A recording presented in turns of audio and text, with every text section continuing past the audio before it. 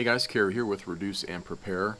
So I went camping this past Saturday, and while I was camping I realized it was probably time to get some more content out here on the page. And what better video to do than a lighting source? So your lighting source is critical in a camping situation, in a survival situation. I take it one step further.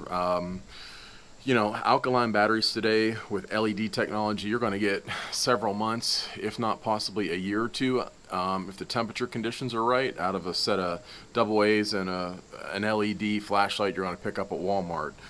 I look at it one step further as far as being able to charge your system up, and if you're off grid, that is only going to be either one of two ways: what's called a dynamo or some type of kinetic source, or solar, and I'm a huge fan of solar. So what we're going to talk about real quick are some lighting choices. The first one has nothing to do with actual batteries or a flashlight, but it's these celluloid sticks. Now normally these are a couple bucks a piece for commercial grade. If you go with a true celluloid stick, these are from the Dollar Tree, and I use these in a lot of different ways. Sometimes I'll hang one in the tent just as a nice, subtle, quiet light source. They do come in different colors. The green is by far the brightest. I've tried all the colors, and red is a good color at night. Your eyes adjust the least with red light. But pick a couple of these up. It's always good to throw in a kit. I also like the long ones that you're supposed to make necklaces out of them, but what I do is I actually will tie them to the guy lines of the tent at night, so I never trip over them at night. It works incredibly well, especially if you're hammock camping. It's always kind of good to know where your guidelines are if you put a tarp up over your hammock. So moving on to probably the most common light is just your standard headlamp that you're going to get at Walmart for a couple bucks. Usually three AAA is where these will be. They usually have a couple settings, low, medium, high, and then a lot of them have a strobe on them. Hey, can't say anything bad about these. They last a long time. I have seen these accidentally turn themselves on in a pack, so be careful how you store it. Maybe flip one battery around before you throw it in your pack. Can't say anything bad about it. I actually have upgraded my headlamp to a model like this. So same settings, but it also has a red light setting, which is kind of nice at night. It's also got an emergency strobe, but the feature here that sold me on this is there are no batteries. It is lithium ion with a rechargeable USB jack. And here's where it gets interesting. So let's say this thing went completely dead and you're off grid. What I'm about to show you, in my opinion, is probably one of the most important things you can have in your survival kit. And not just in the woods, but even at your house. And that is a solar power bank. I've got several of these. This one has a metal housing around it, pretty tough. I took this camping this weekend. Not only did it charge my iPhone up from 20% to 100, it ran a small USB fan the entire night. It was very hot and humid, and this thing, it's got 4 battery level indicators. It never dropped below 2 that entire trip. So this little thing here is dirt cheap. You can get them on eBay, 15, 20 bucks. Also too, if you needed it, there is an emergency light that might not look that bright now, but it actually is pretty bright in a tent. You obviously can charge solar on top. What I tend to do when I come back from a camping trip is that there's a USB in. I'll plug that to an outlet, get this thing charged back up.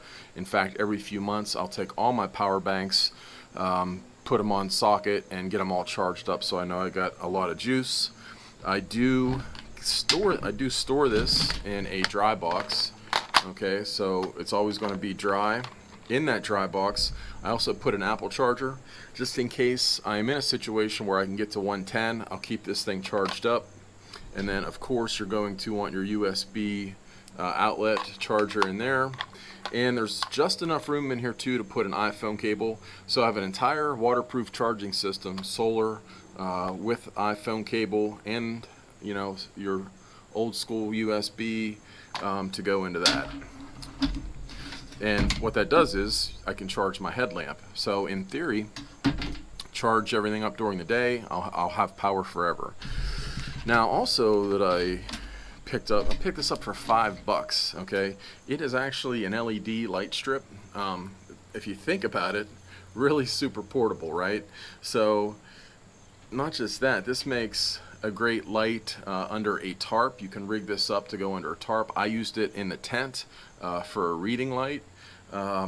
This particular light actually has a remote with it, and on that there's 8 different colors in these LED strips. So depending on the situation, you would have different variables of mood lighting, if you will. I turned this light on when I went to the restroom in the middle of the night at 3 a.m. and was very surprised that I found my tent probably at least 40 to 50 yards away with this thing lit up. It did not look that bright inside of the tent. So this is powered from the USB power bank. I also have a small portable USB bank that actually is what I hooked this up to. It will last the entire night, no question. The other thing too, I wanted to mention these are these little kind of just cheap kind of tactical lights is what people call them. Not a true tactical light for a weapon, for the rail mounts. This, I would not do that for this, but these are very bright. This has 3 settings with a touch, medium, low, high, and then also a strobe effect on this. These are great backup lights. I always keep one of those in my EDC. And then the very last light I'm going to show you guys, and granted there are probably some more options out there. I'm showing you some of my favorites and what I use. I love this little light. So this thing you can pick up online. Amazon has them. They're a little overpriced. If you can wait for the shipping, you can pick them up on eBay for a couple bucks. But solar panel here. So what a lot of people do, and I do too, is I either will clip it onto my backpack strap if it's a longer hike, or I will put it on top of my pack just to get some charge coming in during the day. But here is the game changer. Let's say you have weeks. You never know what the situation is. Maybe you're underground, maybe you have cloud cover, maybe you're in a situation where you're just not getting a lot of direct sun, which is almost necessary to get really, really good solar panel charging. There is a handle on this unit that will dynamo charge the light, okay? And I don't know if that looks bright to you, but this light is impressively bright for its size, and just a great emergency light. I have yet to accidentally flip this switch on, but you know, I would, in a situation like this, it almost doesn't matter because you can always charge it back up.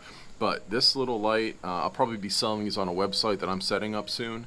But that's it, guys. So that's most of my lighting arsenal, if you will. If you have any questions, please leave a comment in the video.